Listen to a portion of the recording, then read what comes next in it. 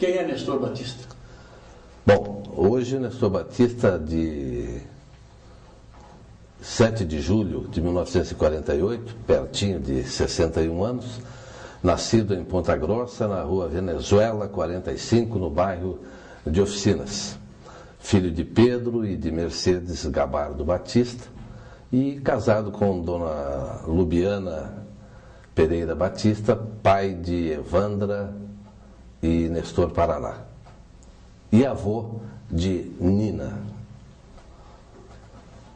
Qual a diferença do Nestor, radialista de Ponta Grossa, narrador de corrida de turf, pro Nestor, presidente do Tribunal de Contas, homem que cuida do dinheiro público hoje? Olha, eu sou muito grato pela larga vida que me foi oferecida no rádio, quando comecei lá em Ponta Grossa com meu padrinho Osiris Nadal, que aqui está, e depois na televisão aqui em Curitiba, o ingresso com muita vontade na política a partir de 1974, quando me filiei, já estava filiado, mas coordenei a campanha de rádio e televisão do MDB e depois eleito deputado em 78, em 82 e em 86. Tudo foi muito rápido, mas eu sou muito grato pelo rádio, não é?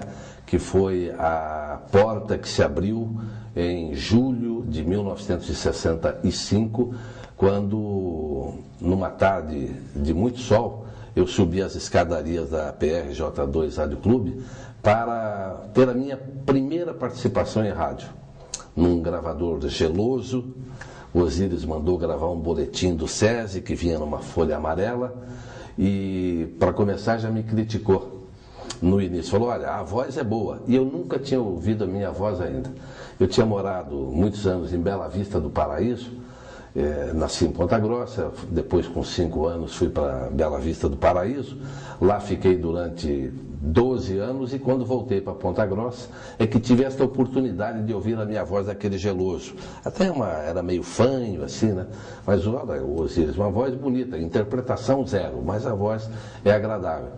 Mas aquilo foi uma motivação muito grande e dali para frente o rádio foi o meu caminho durante 25 anos, não é? Dividindo rádio e televisão, geralmente trabalhando nos dois ao mesmo tempo, e depois o ingresso na carreira política. Esse tempo da Rádio PRJ2, a nossa maravilhosa Ponta Grossa, era o tempo do Barros Júnior? O Barros era o diretor-geral da rádio, não é? Era um ícone na cidade de Ponta Grossa. Portas abertas para o rádio, que o teu padrinho testemunho ocular da história, o Osiris Nadal. Quanto tempo durou mais na PRJ2 lá de Ponta Grossa? Não, isso foi em 65, eu fiquei lá durante um ano, até dezembro, na realidade, de 66, quando vim para Curitiba e fui trabalhar na rádio Guairacá, que se localizava ali na Barão do Rio Branco, não é? Em cima do Hermes Macedo, por ali, não é, Renato? E aí, em dezembro de 66, eu vim para Curitiba para fazer o vestibular. Depois de deixar o Regente Feijó, terminei o colegial em Ponta Grossa. Conheci o Osiris na sala de aula do Regente Feijó, no ginásio ainda, não é? E depois, na Guairacá, eu fiquei em Curitiba. Mas vamos voltar um pouquinho à experiência da J2. Você falou do gravador geloso, né? Fez uma mensagem também. Mas a tua atividade foi no ramo esportivo e também no ramo do turf? Eu fiz tudo no rádio, só não fui operador de som. E hoje até lamento que o cidadão... Mas era esporte? Olha, no rádio eu fiz tudo. Lá, quando comecei na J2, tinha o plantão era o Carneiro Neto naquela época, não é? O Osiris era narrador, comentarista, repórter, o Ney Costa, um radialista extraordinário também, era outro nome, o Barros Júnior era um comentarista. Então eu devo dizer que tive uma escola maravilhosa na cidade de Ponta Grossa, que até é uma terra de radialista, né? Porque é diferenciada mesmo. Esses nomes que eu estou dando são todos nomes de reconhecido valor, não só no Paraná. E lá eu comecei no plantão, Logo em seguida, o Osíris me deu umas oportunidades nas partidas preliminares e nos jogos da primavera, que eu fui fazer reportagens quando tínhamos, em setembro, não é? Os jogos da primavera tradicionais na cidade de Ponta Grossa. Aí o Osíris inventou de transmitir turf, um dia me colocou para transmitir um páreo de 4. O primeiro eu coloquei para último, o último virou primeiro, e a rádio transmitia, não é? Não só dentro do jockey, aquele alto-falante, aquela corneta, né? Mas a rádio acabava transmitindo. E eu quase fui linchado lá, com os meus 17 anos de idade, transmitindo uma corrida no hipódromo de Varanas. E no rádio eu fiz apresentação na rádio Guaracá, eu li os noticiários um tempo do correspondente Renner, quando era na rádio Guaracá. Depois virou Rádio Iguaçu e eu fui o primeiro funcionário da Rádio Iguaçu e o último a falar também naquela emissora, que era uma emissora jovem, não é? E quando ela em 77 foi lacrada, fechou as portas, eu estava lendo um texto do extraordinário homem de rádio Euclides Cardoso. E o interessante é que naquele dia que a rádio foi fechada, eu andava em Curitiba, os estudantes, os empresários, enfim, a população me abraçava, chorava, me cumprimentava. E naquele dia encontrei um cidadão, que hoje eu não me lembro bem quem foi, mas ele falou: olha, você vai ser o deputado mais votado de Curitiba, e eu não queria ser candidato. Até porque eu trabalhava lá no Canal 4, na Rádio Iguaçu, do Paulo Pimentel, não é?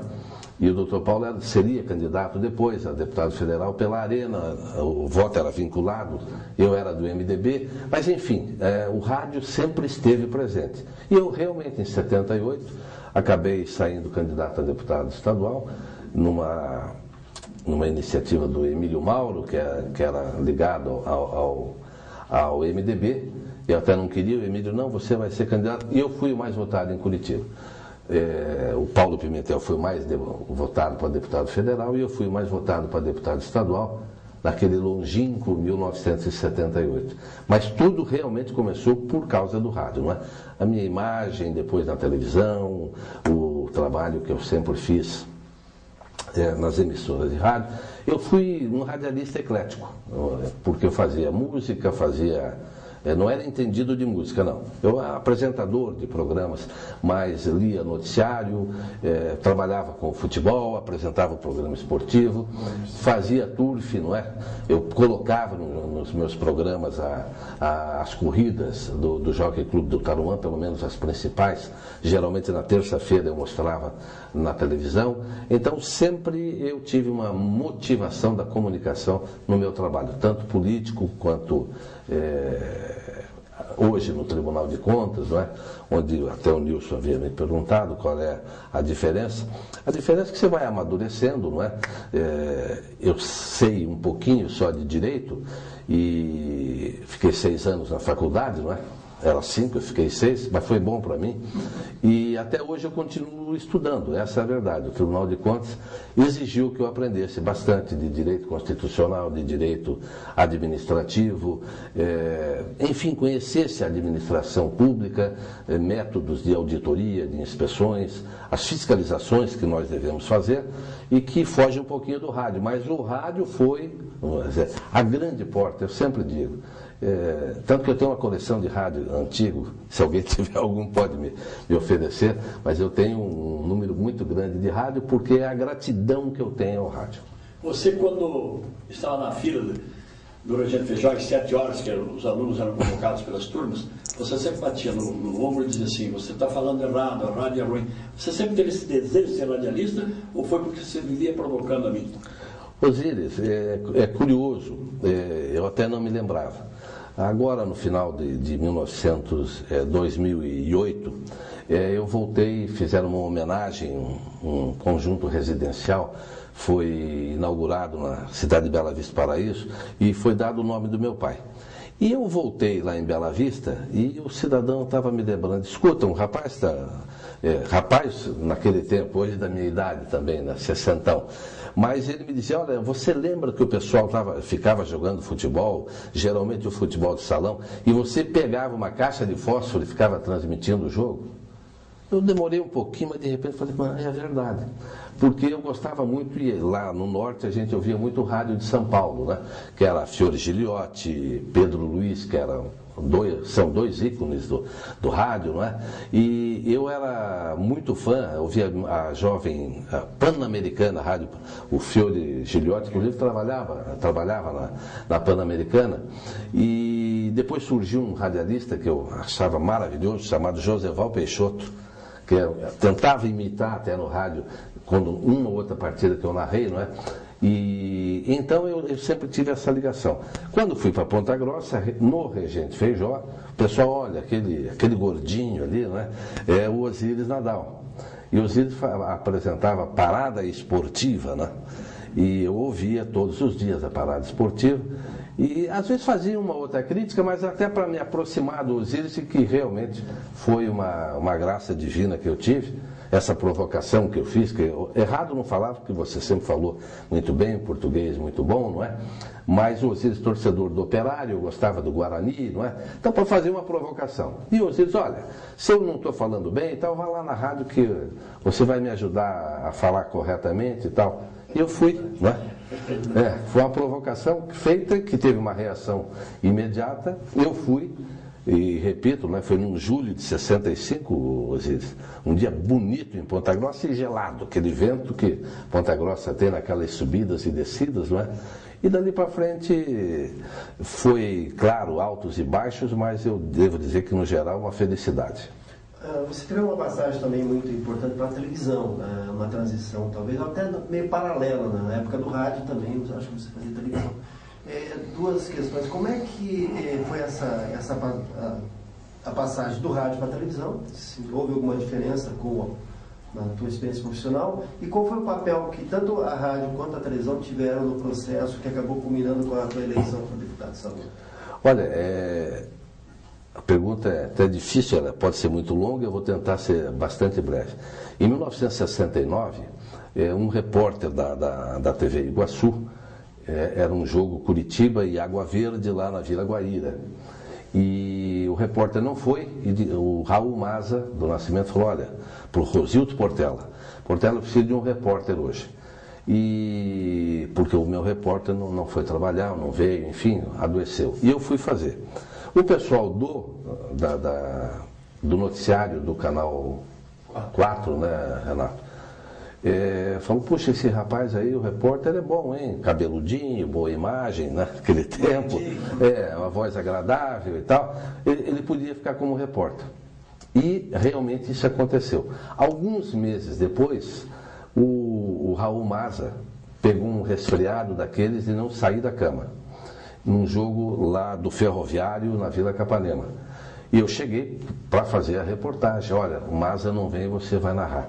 Eu não sei como é que eu terminei, porque narrar você não para de falar, se bem que eu nunca fui muito falador na transmissão, né?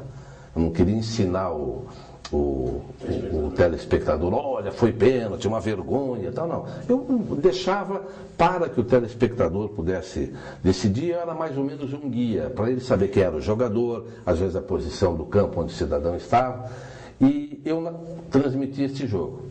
Não demorou muito, uns 2 meses, 3 meses depois, eu fui chamado pelo Irã de Holanda, e o Irã falou, olha, Nestor, a partir de hoje você vai ser o narrador da televisão. O Maza, advogado trabalhista do Canal 4, vai cuidar apenas dessa parte e você vai ser o narrador. Eu levei um susto, não é? Até porque não tinha nem cacuete, né? Eu falei, tá bom, é isso aí, né? É isso aí. É isso aí, eu falei. Que era uma gíria que a gente usava muito na época, né? E o Irã virou e falou, futebol é isso aí.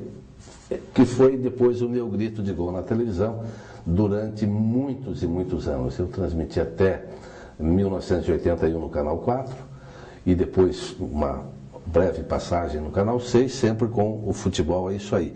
E depois até a Coca-Cola lançou uma Coca-Cola é isso aí, não é? Eu até de vez em quando brincava, não foi isso, mas eu brincava, olha, é uma homenagem à narração que nós fazemos no Canal 4.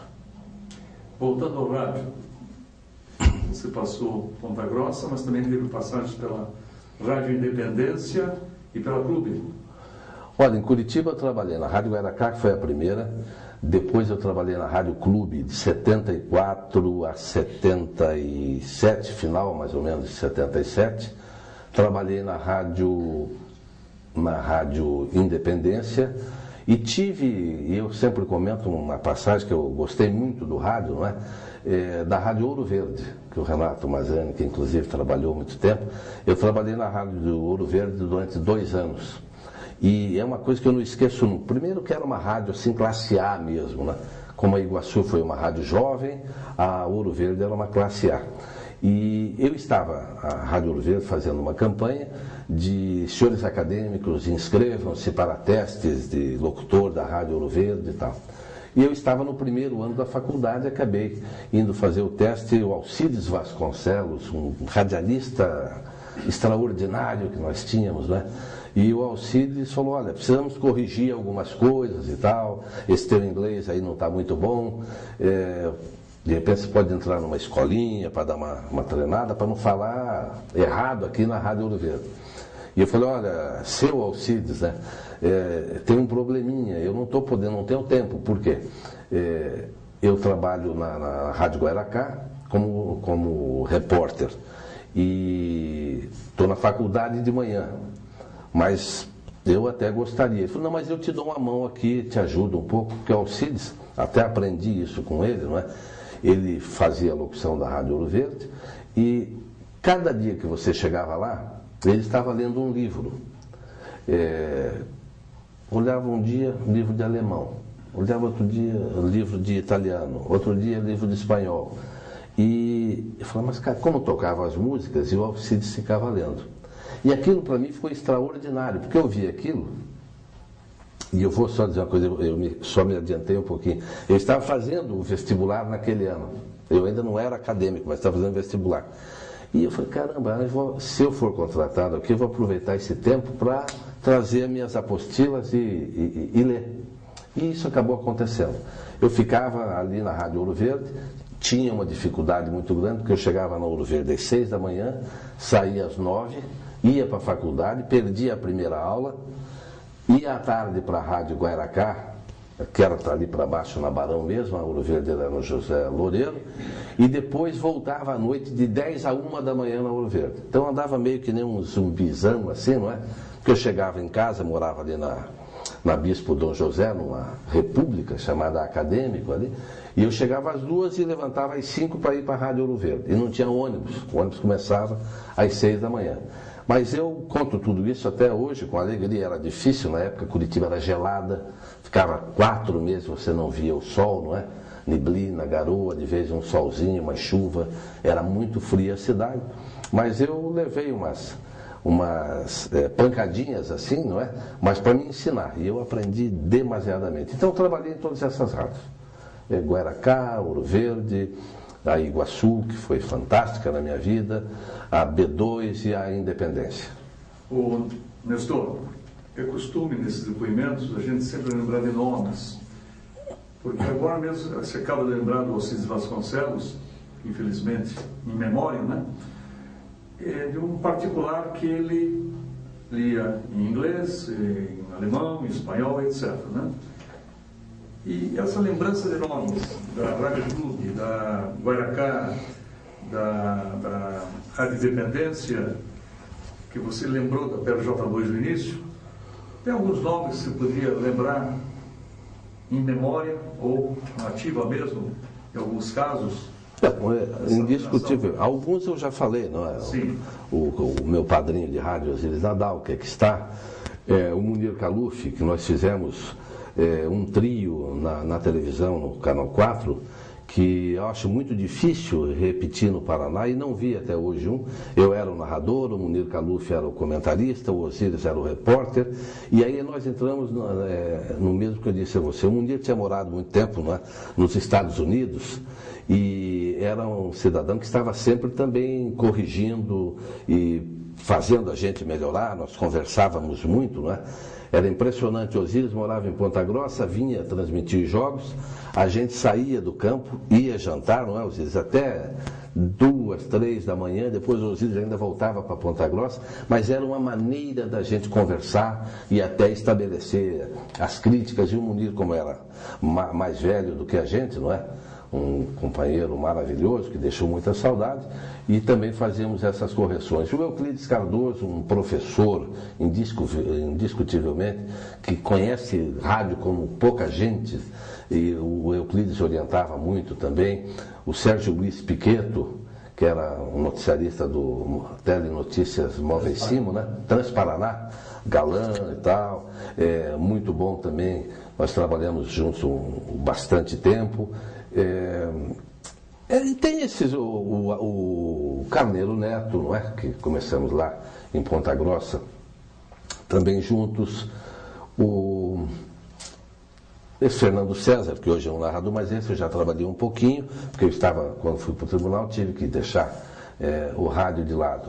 O Machado Neto, Quintiliano Machado Neto, o Durval Monteiro, enfim, eu tenho vários nomes, não é?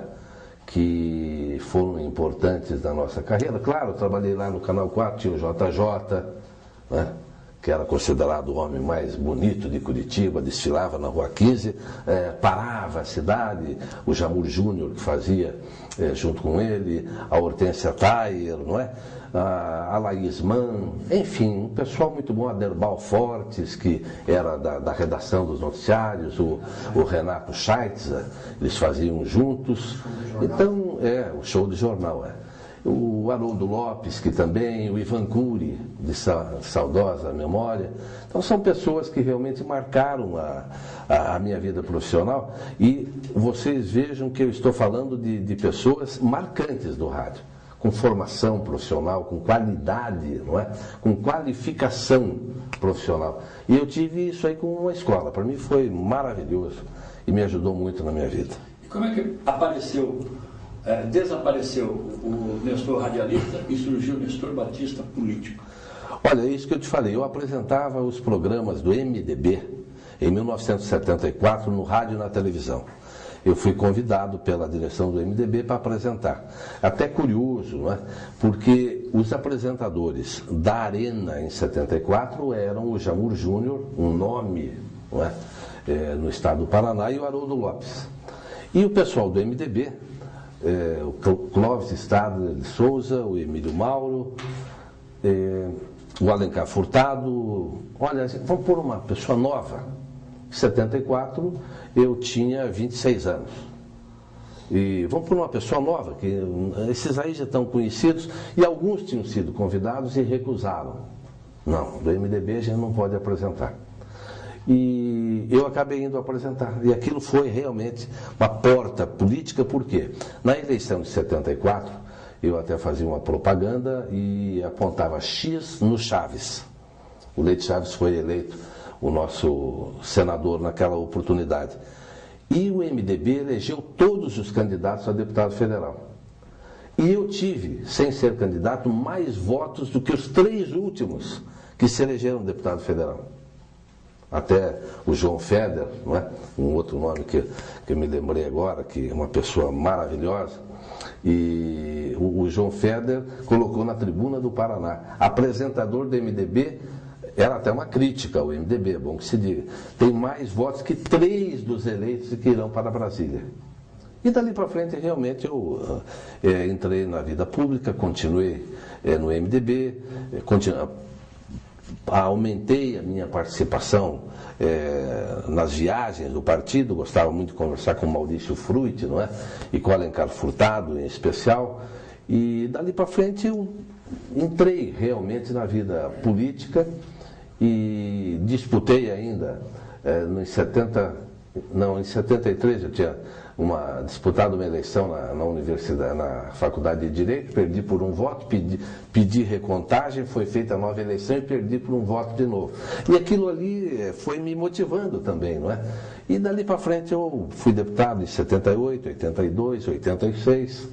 E aprendi muito a conhecer as pessoas, até hoje estou tentando aprender, não que aprendi tudo, aprender a conhecer as pessoas, e gostei também de fazer política.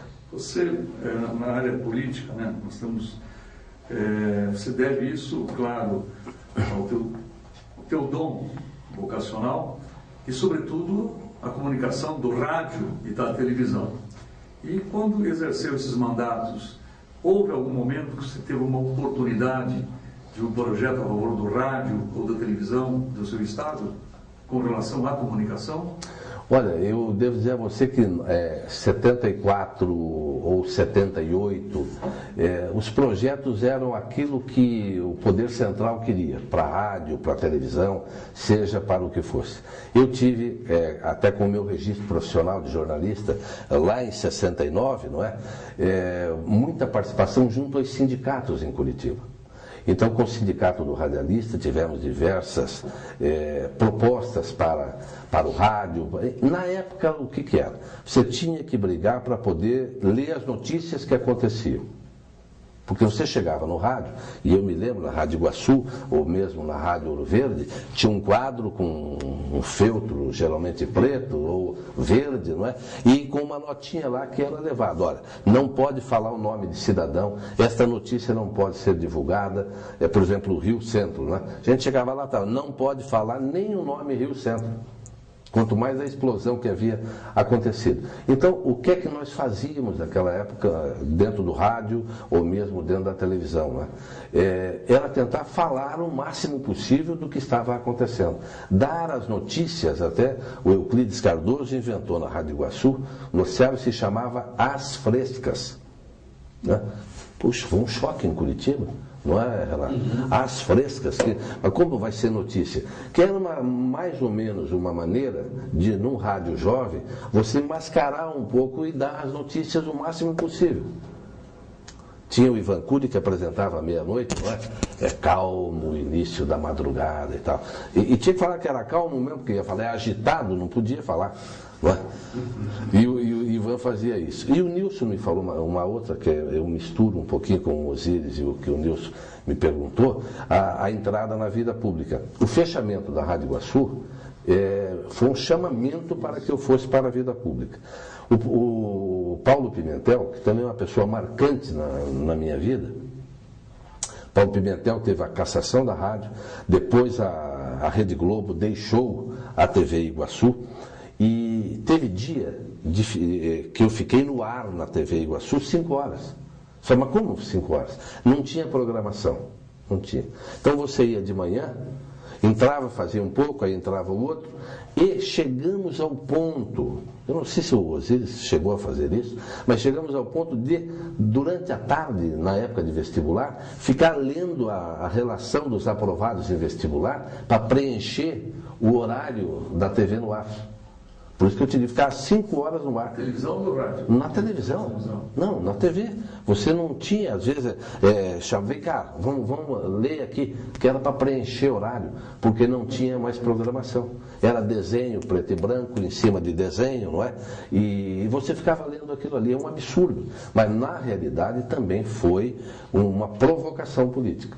E eu senti que eu não poderia concordar, não é, com aquelas barbaridades que eu estava vivenciando. Porque na Rádio Iguaçu, eu me lembro, a rádio fechou naquele dia, no outro dia nós tínhamos 18 ou 20 pessoas, famílias, né, desempregadas, sem chance de nada. Bom, mas temos aí do Canal 4 uma chance, aí cortaram a programação, não é, que era da Rede Globo, e a televisão teve que mandar embora metade, sob pena de parar. Então, isso tudo me levou a discutir um pouco a realidade do nosso país na época, não é? A agressividade que nós tínhamos. Eu me lembro da cassação do Alencar Furtado em 77, né? 78, não, 77. Em 77, aquilo foi uma agressão, porque ainda que não fosse do paranaense, mas ele era um representante do Paraná, não é? E eu vi aquilo horrorizado, mas caramba, será que a gente vai ser eternamente subjugado desta maneira? E aí me filiei, já estava afiliado ao MDB, mas me filiei a uma ala mais radical até dentro do partido. Um ou outro probleminha aí, mas não chegou a comprometer a minha vida. Eu quero insistir um pouquinho, porque não sei que emissora de televisão, acho que foi a Rádio TV Manchete na época, tem que ir na TV, né? Que... E você foi insistindo no episódio da Rádio Iguaçu, que é muito importante, que você ainda mostra esse sentimento, que propiciou você ir no Populus Povo, na reação política em função daquele período militar, do regime militar. Você foi uma das pessoas que vivenciou os últimos momentos da Rádio Iguaçu, quando os transmissores, os cristais foram retirados, e você fez leu uma mensagem do Euclides Cardoso, e na época, enquanto esperava os fiscais, sei lá, os traumáticos fiscais militares, ou do Tentel, sei lá o que era, você pode dizer melhor, tocava-se as músicas da Adelaide, do Joaquim Adelaide, né, que era o Chico Buarque de Holanda, né? Era isso, né? Do Chico Buarque. Ali naquele final era Geraldo Vandré, não é? Chico Buarque de Holanda. Estava fisicamente. Acho que o Nilson estava lá presente, você. O Nilson era nosso companheiro. Etc. Faça uma descrição para a gente confrontar com as imagens que nós temos, um depoimento histórico a respeito desse momento tão dramático, tão drástico, tão sentimental, tão convulsionado que foi o encerramento histórico da Rádio Iguaçu dessa maneira traumática. Eu disse, era uma sequência, né, de notícias que você não poderia dar. A Polícia Federal estava lá permanentemente, o Dentel e o Paulo Pimentel, com as diferenças políticas que ele teve aqui na época, com o grande líder paranaense, que foi o Ney Braga, indiscutivelmente, não é? E esta briga custou caro e sobrou para o lado do Paulo Pimentel.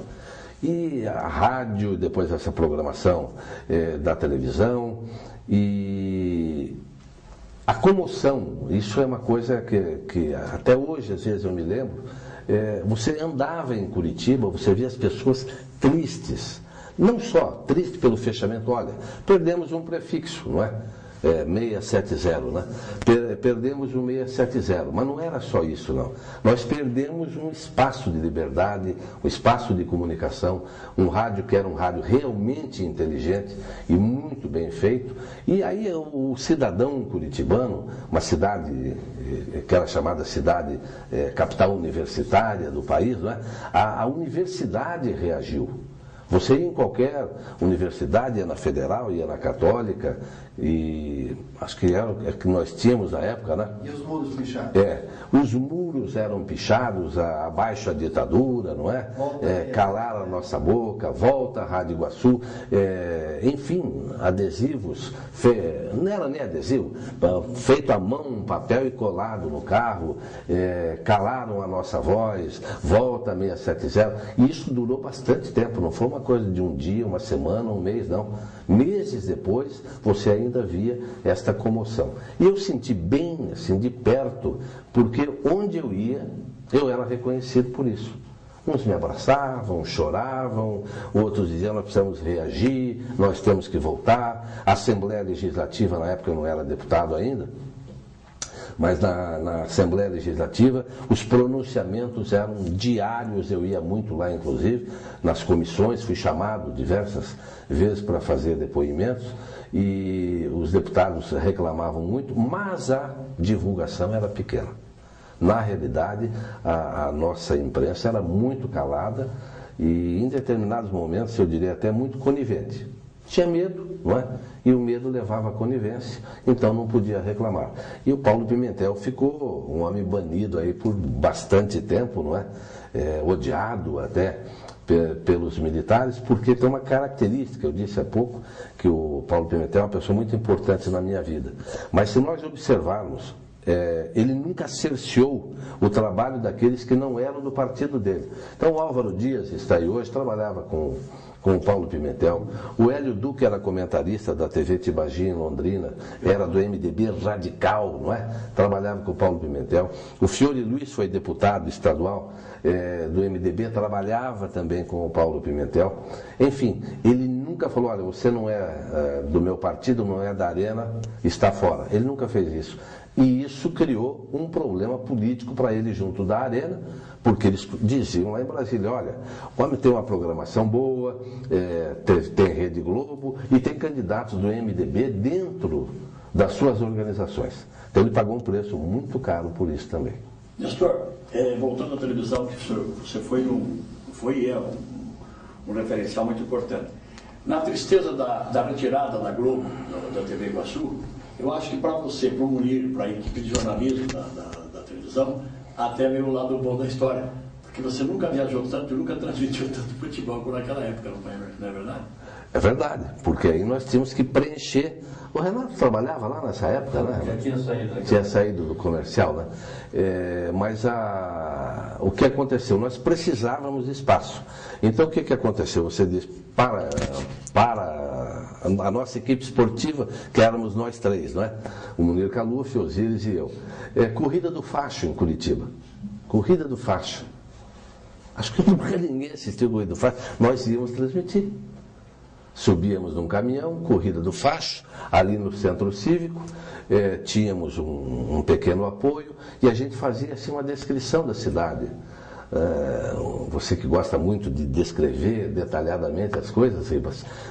Por exemplo, então aqui, na transmissão, olha, aqui é o Tribunal de Justiça do Estado, nós temos aqui 37 desembargadores, as causas judiciais vêm para cá e tal. Você ficava e a Corrida do Facho rolando lá, não é? Aqui a Assembleia Legislativa, que já esteve lá na Visconde de Guarapuava, com a Barão, não é? E hoje está localizada aqui a Assembleia Legislativa, aqui o Palácio Iguaçu do Extraordinário, o maior político da história desse Paraná, Bento Munhoz da Rocha Neto, não é? Um referencial indiscutível, né? Um político intelectual, inteligentíssimo, né? Então você ficava descrevendo, e aí disse o Osíris, olha, vai ter um jogo lá em Limeira, Internacional de Limeira e Curitiba. Vamos transmitir, por quê?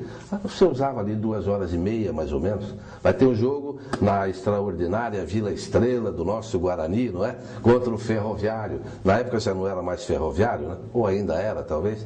Ou Colorado depois. Enfim, nós viajamos o Brasil inteiro. O Brasil inteiro. Cheguei até a perder. Uma vez no Mineirão, perdi o horário. Cheguei lá, o Décio Macedo estava junto com o Munir e o Osíris lá embaixo. Conhece o Décio Macedo, aquele Décio Bigode? E o narrador, que era eu, não tinha chegado e a bola já estava rolando. Né? Porque acostumado com a proximidade aqui dos estádios de Curitiba, nós ficamos no Hotel Del Rey lá, lembra, Osíris? E eu falei, não, daqui a pouco estou lá nesse Mineirão e tal. Quando chegamos na avenida, parada a avenida, era um jogo, era o Curitiba contra o Atlético Mineiro. Parada, a avenida, gente e tal. E eu, pelo amor de Deus, o taxista, ele falou, mas só se de helicóptero, não tem jeito. Acabei correndo quase uns 2 quilômetros, né? E quando cheguei no Mineirão, eu tive que esperar 10 minutos para começar a poder falar e a bola já estava rolando. Mas por quê? Porque a gente viajava para todo lugar para preencher os horários de programação do Canal 4. E daí quantos programas você criou no campo esportivo e no jornalismo da TV? Não. Você era o âncora na época ali, você ocupava todos os espaços. Você criou uma série. Não, tinha aquela mesa redonda, não é? Que... Meio-dia, 6 Não, horas. que já existia aquela mesa redonda, que era de 40 minutos, 45 minutos, nós fazíamos de 2 horas. Não é? Inicialmente era até o Maza que apresentava, depois eu passei a apresentar junto com o Osíris e com o Munir Caluf. Era um absurdo, às vezes passava até de 2 horas, que era para alargar os horários. Eu tinha, na hora do almoço, tinha 30 minutos com o programa chamado Bola 4. Fazia 30 minutos na hora do almoço. E um pouco antes, o Nelson Comel apresentava um programa amador, não é? E geralmente eu ia lá também para a gente esticar o horário do Comel, para já emendar com o meu programa. E depois entrava o Dirceu Greser ainda. Veja como tinha programação local. Claro que era uma necessidade, não era? Tinha que fazer aquilo. Mas então nós ficávamos, o Canal 4 tinha uma programação local, às vezes até maior do que a programação que vinha de fora. E os enlatados depois à noite que tomavam conta. Mudando um pouquinho, voltando um pouquinho para a política, nessa tua carreira política, teve pelo menos 2 momentos que eu acho muito importantes, que gostaria que você fizesse algum tipo de comentário a respeito. O primeiro momento foi o fim do MDB, você participou da transição, o MDB acabou, houve aquela grande reforma partidária, e o segundo momento das diretas já. Como é que o que você lembra assim, mais importante desses 2 episódios aí da tua vida política? Olha, eu lembro que quando, em 79, houve uma pequena reforma partidária, acabaram Arena e MDB, e vieram o PDS, não é, que sucedeu a Arena, e o PMDB. Tivemos mais na frente o retorno do PTB, do PDT e PP, não é? Mas um pouquinho mais para frente. Eu me lembro que em 79 o governador Ney Braga chamou todos os deputados do MDB, inclusive, para conversar com ele, para mudarem de partido, migrarem para o PDS. E eu me lembro que foi a casa, ele chamava na casa dele, ele me chamou na casa dele, eu nunca tinha estado assim frente a frente com o Ney Braga, né? E ele falou: olha, menino, eu tenho boas informações, eu sei que você inclusive é muito radical nas suas atitudes, mas você não é desrespeitoso. Eu nunca fui desrespeitoso de agredir, não é? Principalmente uma grande liderança, mesmo que fosse adversário, mas tem que ter o reconhecimento. Mas eu gostaria que você viesse para o PDS, e isso ele fez para praticamente todos os deputados do MDB da época. E você sabe que eu sei ajudar as pessoas, não é? Sei eleger as pessoas, e você vai poder contar com o meu apoio. Eu falei: olha, governador, eu tenho uma dificuldade muito grande de dizer não para um homem da sua estatura política. O senhor é uma história, uma referência para o Paraná. Mas eu vou pedir uma permissão para pensar um pouquinho. Ele falou: não, eu não gostaria que pensasse, ele era muito objetivo, né? Eu não gostaria que você tivesse tempo de pensar, porque eu quero definir ainda hoje a minha nova bancada. E realmente ficou com uma grande bancada, porque alguns migraram para o PDS. Eu falei: olha, se o senhor falar não, que eu preciso da minha resposta agora, a minha resposta é não. Eu tenho um respeito muito grande pelo partido que me elegeu, na época o José Richa foi eleito senador, não é? Já tinha trabalhado com Chaves, o Álvaro Dias tinha sido deputado federal com 185 mil votos, o Alencar tinha sido cassado um pouco antes, e o Maurício Frutti, eu tinha trabalhado muito com o Maurício Frutti, e eu queria conversar com essas pessoas, não é? Então eu falei: olha, se o senhor quiser uma resposta neste instante, o senhor vai me desculpar, um grande líder, mas eu vou falar não. Ele falou: tá bom, obrigado e tal. E, então essa é uma parte importante. Com respeito à eleição das diretas, eu tive a oportunidade de conhecer um homem que pouca gente fala hoje, não é? Mas das figuras mais extraordinárias, mais cultas, mais inteligentes da minha vida, chamado Ulisses Guimarães. Era de um brilho, de uma conversa agradável. Eu me lembro que nós fomos, e o Maurício Frutti junto, o Álvaro Dias, nós viajamos muitas cidades do Paraná: Londrina, Foz do Iguaçu, Cascavel, Maringá, Umuarama, e eu era, vamos dizer, o mais novinho, ficava na observação. Até tem umas fotos em Foz do Iguaçu com o Ulisses, que ele tomava aquele poar, né? Aquela bebida de pera, né? Cachaça de pera, não? Cachaça de pera. Que tem uma pera. E ele tomava aquilo, eu falava: mas caramba, não era uma coisa assim muito forte, mas... E quanto mais ele tomava, mais inteligente ficava a conversa dele. Ele era professor de latim, não é? Não admitia, assim, não com agressividade, mas se você fizesse uma frase um pouco mal colocada, ele pedia permissão para te corrigir e te dava toda a etimologia de palavra por palavra, enfim. Era um homem extraordinário, sem ser chato nessas correções que ele fazia. E então, em 84, foi 84, não é? Das diretas já, nós tivemos essa oportunidade de conhecer muita gente, não é? O Franco Montoro, o próprio Ulisses Guimarães, que para mim foi um marco extraordinário, um político maravilhoso desse país, e isso aí foi, evidentemente, uma escola, não é? Uma escola para quem estava começando e queria aprender. Se o Ulisses foi esse ídolo para você, conta a história, como é que começou a sua amizade, o seu relacionamento, hoje bem profundo, com um cara chamado Edson Arantes do Nascimento, Pelé para o mundo, Dico para a família. Olha, o Pelé, Osíris, você é o grande culpado. Porque o Osíris, como repórter, sempre foi muito entrando, não é? E, senão não seria um grande repórter e um grande radialista, um dos maiores. Acho que de Copa do Mundo você é o número 1 aqui do Paraná, não é, Osíris? É, com certeza. E quando eu estava em Ponta Grossa ainda, o Osíris até me convidou e eu não pude ir. Mas o Osíris foi para fazer uma entrevista com o Pelé em Santos. E eu fiquei, quem ficou apresentando o programa do Osíris era um outro, não me lembro, Altair Bail.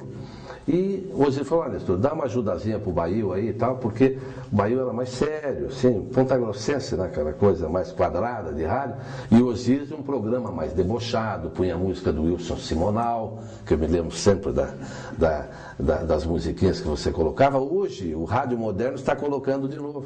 Às vezes eu vejo aí rádio de São Paulo daqui, para colocar até uma sátira com algum jogador, põe algum tipo de música. Osíris fazia isso lá em 65 na PRJ2. E Osíris foi para Santos e desapareceu Osíris. Para encurtar, Osíris ficou 11 dias lá em Santos. E voltou, não existia mais o Pelé, existia o Dico. Porque o Pelé em casa, não é? Sempre foi chamado por Dico. E aí esse aqui não, porque eu digo e tal. E numa dessas viagens, numa dessas transmissões, até num jogo aqui em Curitiba, que o Santos ganhou do Curitiba, eu estou tentando recuperar essa fita, viu, Mazani? Então, o Pelé fez o gol, o Curitiba ficou o Santos ficou hospedado no Hotel Guaíra, ali na Praça Rui Barbosa, né? E nós fomos lá, e Dico para lá, Dico para cá, eu me entrosei com o tal do Dico, que seria o Pelé. Bom, o tempo passou, e esse Pelé é uma coisa genial, não é? E passou eu no Tribunal de Contas, falo, puxa, um sonho meu era trazer o Pelé aqui no Tribunal de Contas. Alguém até me perguntou, uma jornalista não muito inteligente, mas ela me perguntou, o que tem a ver o Pelé com o Tribunal de Contas, né? E eu respondi, olha, eu vou te responder assim, o que tem a ver o Pelé com guerras na África, por exemplo? O que tem a ver o Pelé com reis da Espanha, da Suécia, da Inglaterra? O que tem a ver com presidentes da República que chamaram? É um homem do mundo, não é? E eu gostaria de trazê-lo. E muito mais porque ele é hoje o grande arrecadador para o Instituto Pelé do Hospital Pequeno Príncipe. E o Pelé veio, não é? O Osíris não estava, que estava viajando, estava fora do país, aquela oportunidade. E dali para frente, o Pequeno Príncipe teve uma arrancada extraordinária. Tudo por quê? O Dico lá de 65, o Pelé de agora e aquele cidadão que não tem nada a ver com o Tribunal de Contas. Mas a vinda dele deu uma alavancada na vida do Hospital Pequeno Príncipe, que só a diretoria mesmo pode avaliar e a população que é atendida, já que passam por aquele hospital, não é? 240 mil crianças por ano. 240 mil. Só quem conhece o programa que é feito, não é? E a parte de pesquisa tem sido toda alavancada por o extraordinário Rei Pelé. O eclético Nestor Batista. É muito interessante escutar esses depoimentos, não somente curiosos, mas extremamente importantes para a vida histórica da memória paranaense. E como eclético, você me contava em off, conta aquela passagem do Riades, de Turf agora, que é meu campo. Aliás, o Jornal do Turf hoje tem uma coluna muito lida que é a sua, não é? Crítica inteligente, bem colocada, sem ser agressiva, não é? Mas demonstrando as dificuldades que nós temos em não ter um jockey clube brasileiro, não é? Como você mesmo sempre afirma. Mas do Riades foi interessante, porque tem duas passagens de Turf até, mas do Riades, em 1978, com uma filmadora, nós fomos, que eu gostaria de apresentar depois no Canal 4, fomos filmar, acho que era uma Super 8, uma maquininha pequena, era até há pouco falei o nome, o Jorge lá do Canal 4, um grandão. Então o Jorge ia fazer a filmagem, né? Uma maquininha só. E o Riades, é bom que se diga, não é? Para quem não acompanha a Turf, um dos melhores cavalos que o Paraná teve na sua história. E o Jorge filmava e eu falei, vou narrar como um páreo com 14 ou 15 cavalos, eu não me lembro bem. Se com 4 eu tinha dado uma mancada em Ponta Grossa, aqui, como é que eu ia fazer? Então eu convidei o Ivo Chiarello, falei, Ivo, eu vou fazer a abertura, faço o meio e o final, e você vai transmitir. Então, os cavalos alinhados, eu mesmo, todos alinhados, pela baliza 1 parte Gavroche, pela 2 Nirdal, pela 3 Nerval e Riades pela 5 e tal. Foi dada a partida e tal, blá, blá. E o Ivo, ao meu lado, já estava transmitindo. Porque ele era narrador e bom. E eu passei o microfone para ele narrou. Na curva eu dizia, o favorito da prova é o número tal, a dupla tal, e pagando tanto, e papapá, e ele narrando ali, eu passava para ele de novo. Cruza um disco, o Riades, ganhou de ponta a ponta, não é? Cavalo extraordinário. E coloquei na televisão, na noite, em 78, já no Canal 4, na nossa mesa redonda. E todo mundo achou que eu que tinha narrado o páreo. E depois, mas como, Nestor? Eu não sabia que você narrava Turf também e tal. Falei, não, eu vou fazer justiça, né? O narrador foi o Ivo Chiarello, que na realidade narrava muito bem, naquele longínquo ano em que ganhou o cavalo Riades. E uma outra de Turf, eu estava transmitindo o jogo, Curitiba e Santa Cruz, o Curitiba perdeu por 1-0. O extraordinário goleiro Jairo falhou naquele dia e o Curitiba perdeu. Mas no intervalo do jogo tinha o Grande Prêmio Paraná. E eu fiquei maluco, falei, eu não vou poder deixar, eu tenho que ver o Grande Prêmio. E no intervalo, 10 minutos eram 15 naquela época, não é? Eu peguei o carro e fui para o Tarumã. E falei para o Osíris e para o Munir Caluffi, olha, dá uma seguradinha aí, mas eu já volto, o páreo vai correr. Bom, cheguei lá, desci correndo e tal, os animais já estavam para correr mesmo e eu assisti o Grande Prêmio Paraná. Quando vim correndo, desesperado para voltar, o carro estava com o outro na frente, estava trancado. Cheguei no campo, faltavam 5 minutos para terminar. Quase perdi o meu emprego na TV Iguaçu Canal 4 por uma grande irresponsabilidade da minha parte. O que você mudaria? Se tivesse começado tudo de novo, você mudaria alguma coisa ou a vida foi gratificante para você? Osíris, eu assisti um dia o extraordinário, e aqui quase todo mundo gosta de cinema, que eu sei, né? Mas um cidadão maravilhoso chamado Vittorio Gassman, né? Que era um galã, um ator italiano, bom ator dos anos 50, 60, né? E a pergunta foi feita por Vittorio Gassman, o que ele faria se ele começasse tudo de novo? Ele falou, olha, eu diria o seguinte, nós devíamos ter 2 vidas, uma para ensaiar, não é? Que essa é a primeira, e a outra para representar. Então, como não tem a outra para representar, não é? Eu devo dizer que o ensaio tem sido muito bom, tem sido muito proveitoso, e eu me sinto alegre com a minha vida. Uma vida que me deu muitas oportunidades, continua me dando, não é? Muitas alegrias, obstáculos aos montes, mas como dizia a pessoa, não é? Pedras no caminho, junto-as todas. Posso construir um castelo. Não vou construir o castelo, mas tenho trabalhado para fazer da vida o melhor e desfrutar da vida da melhor maneira possível também. Estou em tempos de Twitter, de internet, o que é melhor, rádio ou a televisão? Ainda vale o rádio, ainda vale a televisão? Eu acho que os dois são importantíssimos. Eu adoro o rádio. O rádio é muito instantâneo, não é? Ainda que a televisão hoje também seja instantânea, mas o rádio continua sendo aquele veículo que está numa trincheira de guerra, está num vestiário do campo de futebol, mas de todos os estádios, que transmite a notícia imediatamente. Não, mas o computador também transmite, nós temos o satélite, não é? E as oportunidades estão aí. Eu diria que os dois são importantíssimos, mas ainda continuo avaliando que o rádio é um veículo extraordinário. Tem mensagem, Rodrigo?